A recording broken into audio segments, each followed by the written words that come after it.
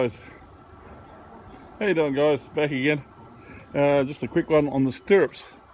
The stirrups we're putting in, they're galvanised stirrups made for 100mm posts.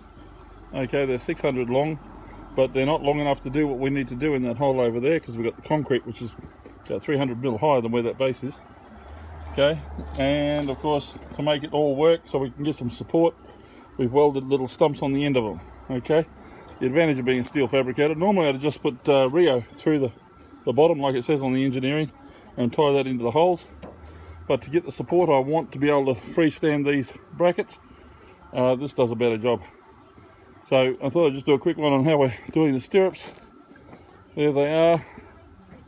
Okay, and they're going to go in that hole there with the bridge, that bridge there, 75mm above the concrete that's going to go in.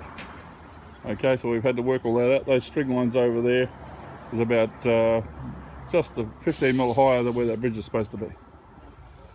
So I've got a laser level there which is going to give me the height in a minute, and I'm going to do that. But yeah, same as fitting a steel post, almost the same thing. It's just a little bit more tedious, a bit more finicky, a bit more fussy, because you don't have so much steel hanging out the top, which makes the thing easy. So this gets a little bit more tricky. But I thought I'd just show you that. But all that goes in the concrete. The concrete that's in that hole will come up to about there somewhere, which isn't much holding that when you're trying to get the thing to support itself. Okay, it's alright when you've got brackets and shit holding it up, but I don't. It's all freestanding. Alright, thought I'd just show you that. Catch you again soon. Bye.